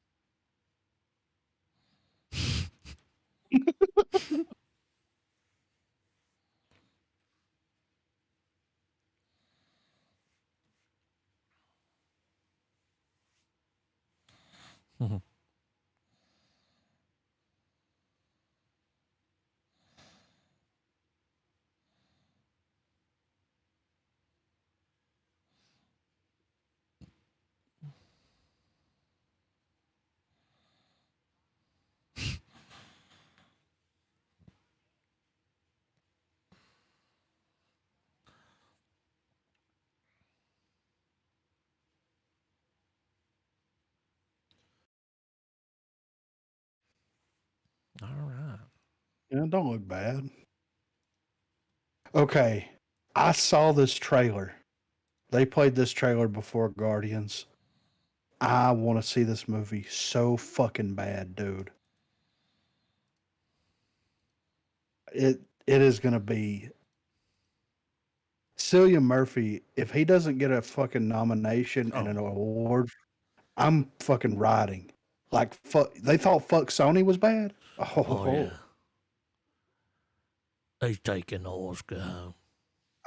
I'm making this full screen, dude. This Oh trailer is shit. fucking great, Yeah, I'll man. do the same. It was so good. All right. 3, 2, 1, play.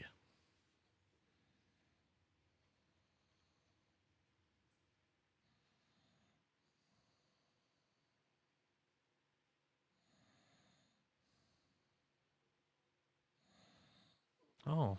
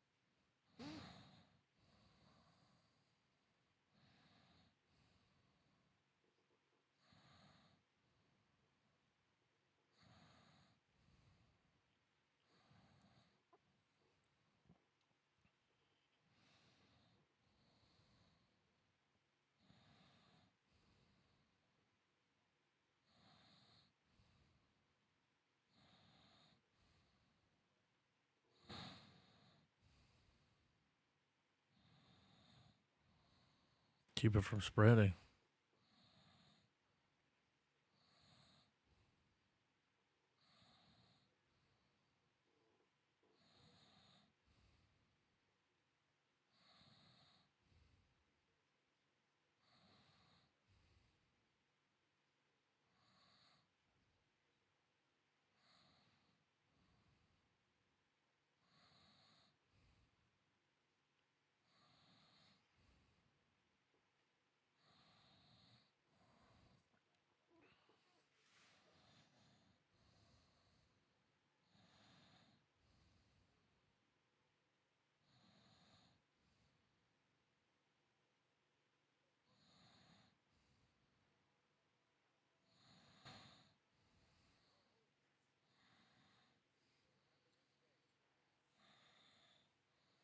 Yeah. Still remembering it. Yeah.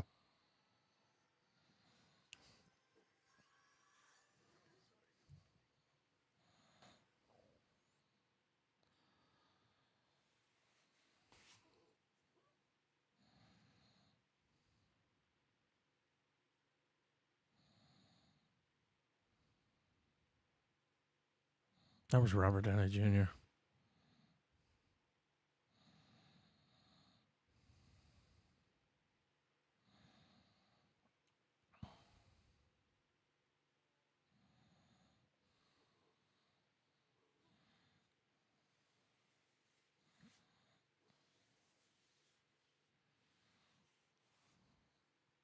I mean, Fun fact: all explosions in that film are practical,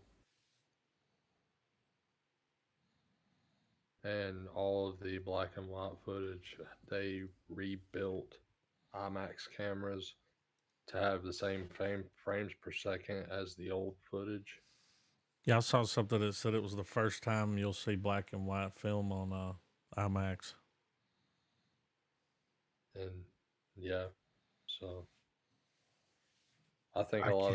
a lot of the spectacle of the movie is going to be his thought process, like what he's seeing in his head, Yeah. and that's going to be the eye candy part. But it looks great. I saw it earlier too. I can't wait. Dude, it looks so fucking good, man.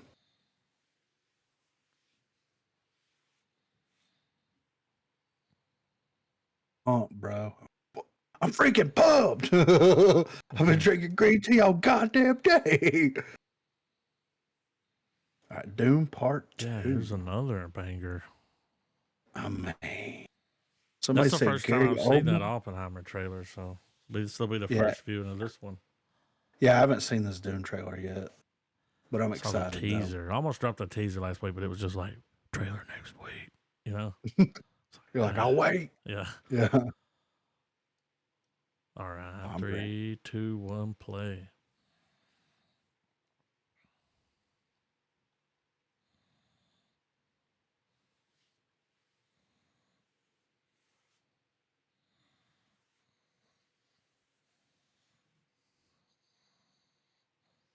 Believe it.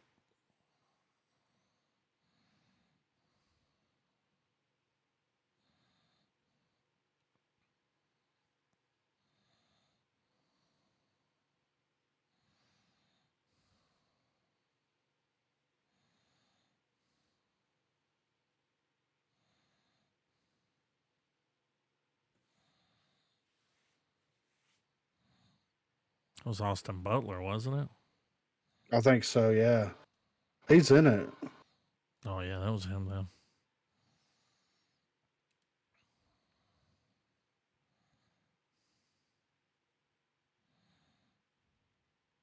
Mm.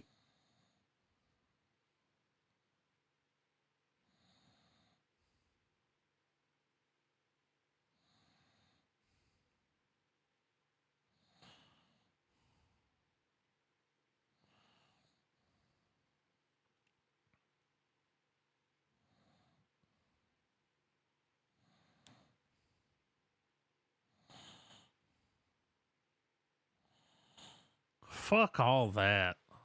Yeah.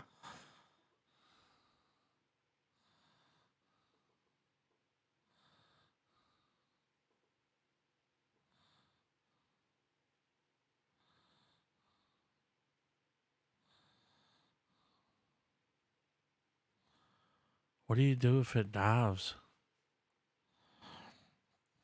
Roll with it.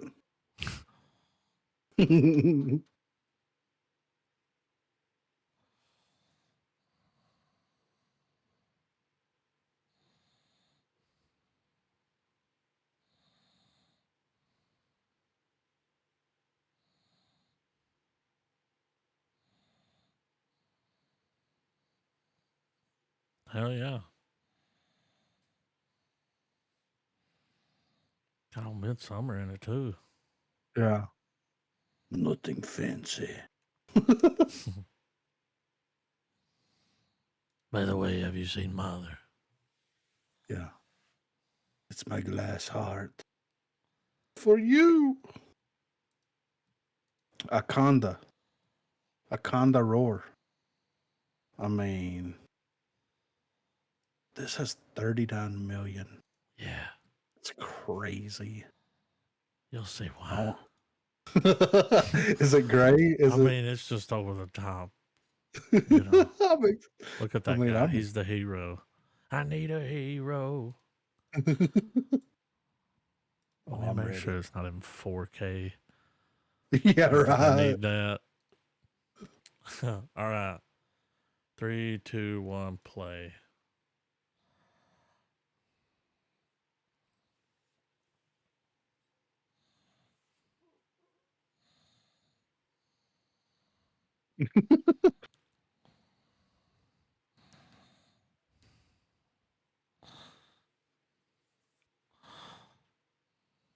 I found this trailer. I watched a scene where this dude shows up and takes those wheels and just beats people to death with them. Like,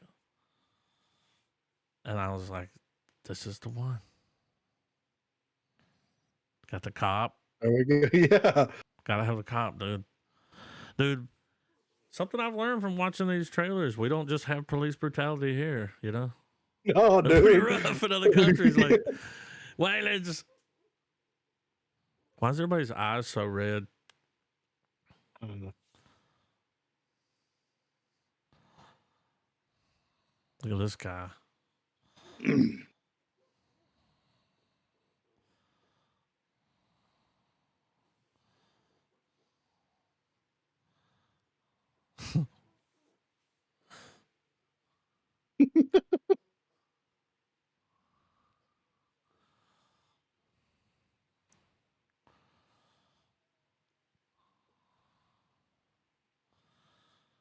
I watched like 4 scenes of that guy fighting people.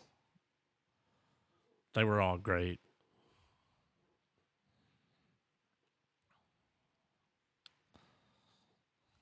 Damn.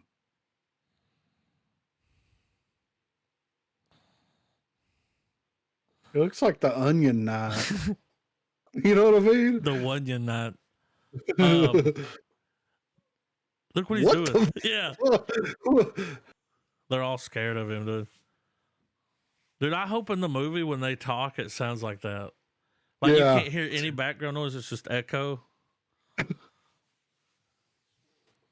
like, where's the room noise?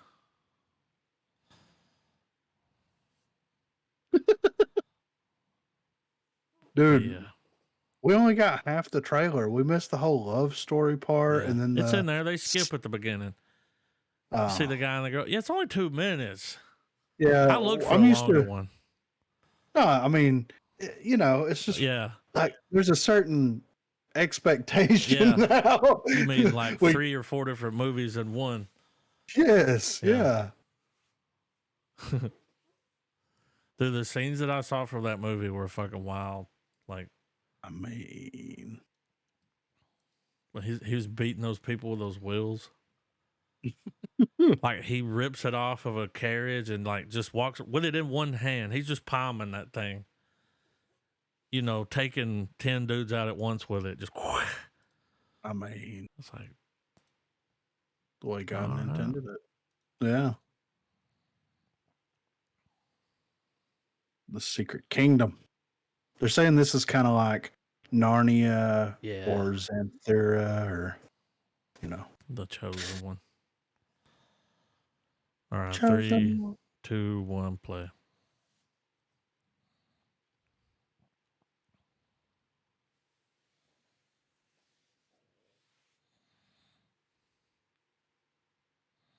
Hmm.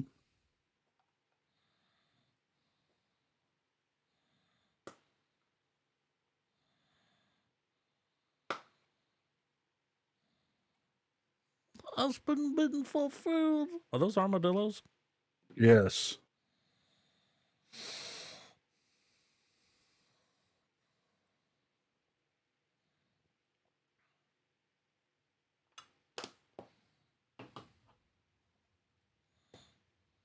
Interesting. Yeah.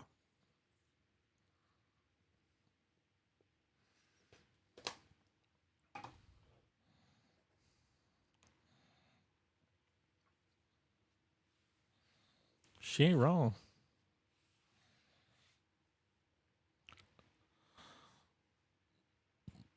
I saw one of those dead on the right here in front of the driveway when I got home. Armadillo. Yeah. Yeah, they're everywhere, man. Yeah, dude. He'll be a buzzard snack tomorrow.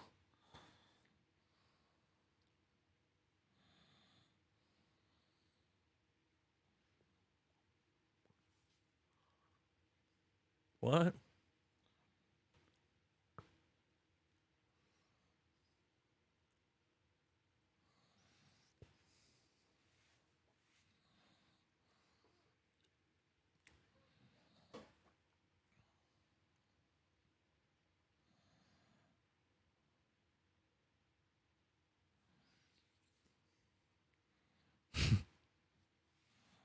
Cuckoo at you.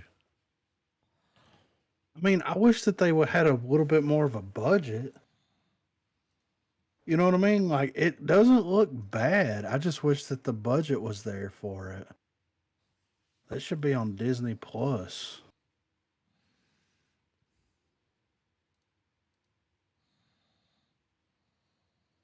Mhm. We got McGregor, dude.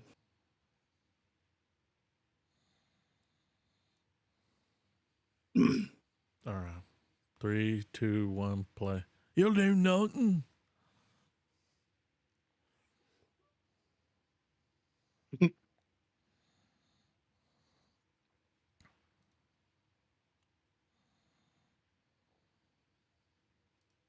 It was.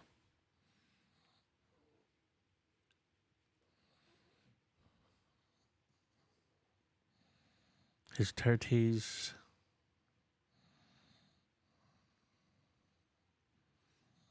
I mean,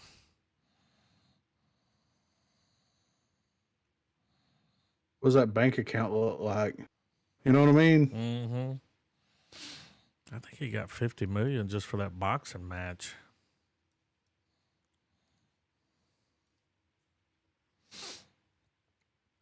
$200 million.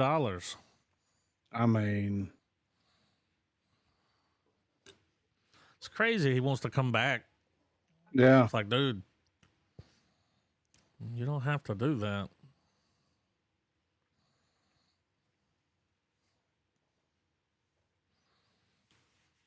I think he broke his ankle or something, his leg. Yeah.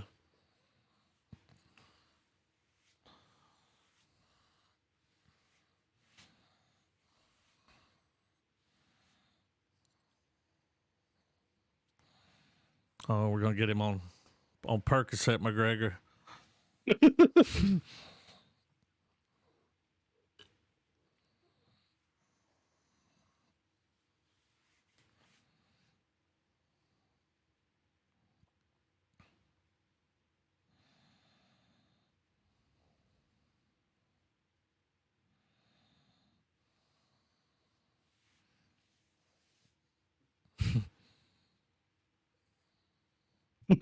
He sounded fucked up. Yeah, As dude. McGregor forever.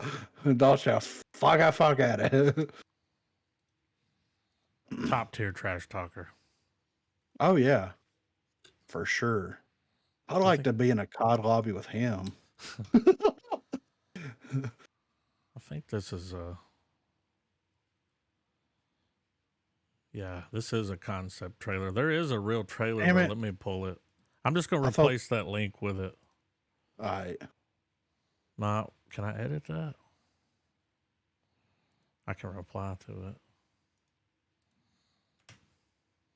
It's at the bottom. That fucking channel's always making those. That one and there's another one. Every time I see it, I'm like, ooh, Craven the Hunter. Oh, Yeah. Damn it. here's what the movie could be like. Yeah, right. See, this is I've heard a lot of buzz about this, so you know, I'm interested to peep it and then give my own buzz about it. You know what I'm saying? Did you know that Melissa McCarthy's playing Ursula? Makes sense. It Honestly. does when you see her. You're Like like, yeah, honestly, it yeah. makes sense. Yeah. All right, let's peep it. Little Let's Mermaid. do it. 3, 2, 1, play.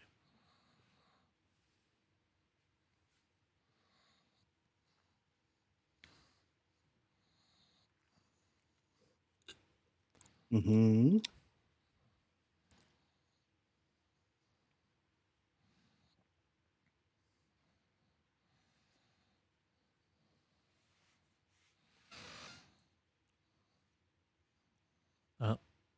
I'm trying to see fucking. Was it Sebastian? Yeah. Flounder? Flounder, yeah.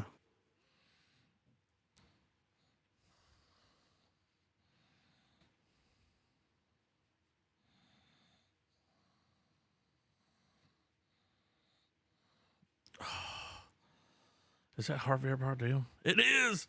It is. I heard his voice. You broke the rules. Put it in your pocket. It's just a coin.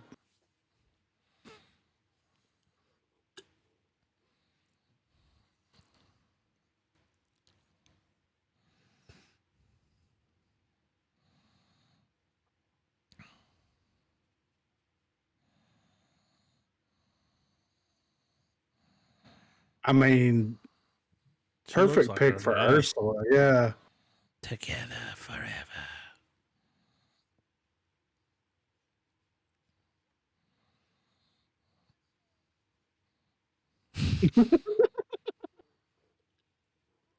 You idiot.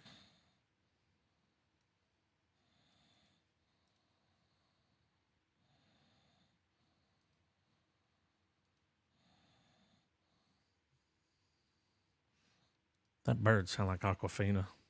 Yeah. Probably was. Oh yeah.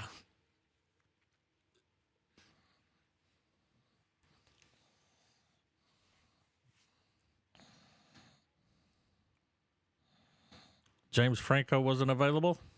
Nope. He's canceled still, right? Oh, I forgot about that. Yeah. He would have been great though, sitting in that boat. They're fucking peanut butter and jealous. It don't look bad. No. I mean, it looks like the Little Mermaid. So, I mean, am I gonna watch it? Probably not. But it don't look bad. I would like to see see the Sebastian Yeah, under the right. sea bit. Under the sea.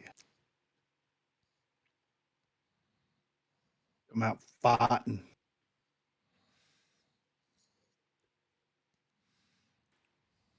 Tyrese Gibson. I mean, he's Family. bringing it. Yeah, he's bringing it. This is his solo outing to show that he's a real actor, dude. Hey, this is the guy that wanted to play Green Lantern, Mm-hmm. John Stewart. So I'm interested to see his chops here. All right. 3, 2, 1, play. Under the sea.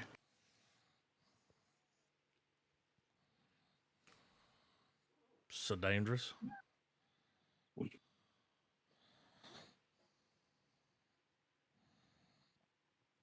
Oh, red box.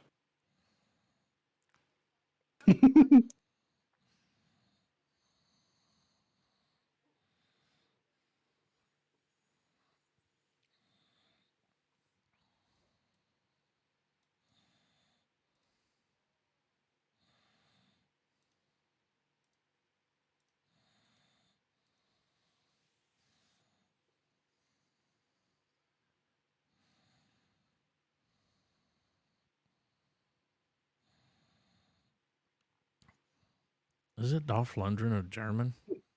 Yeah. He's like, what's the point in having a fucking German? You can't will them out.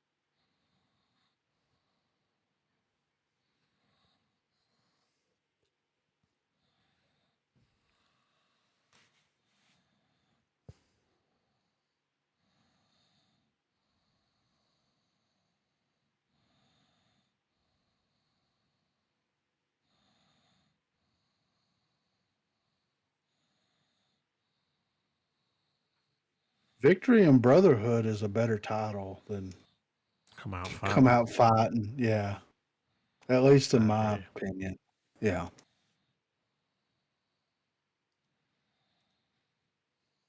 But anywho. Evil Dead next week.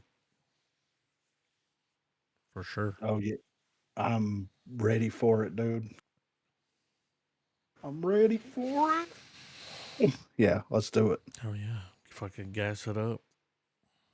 Yeah. What was it? Hit it. Hit it. The checks on the Yeah. mail. Yeah.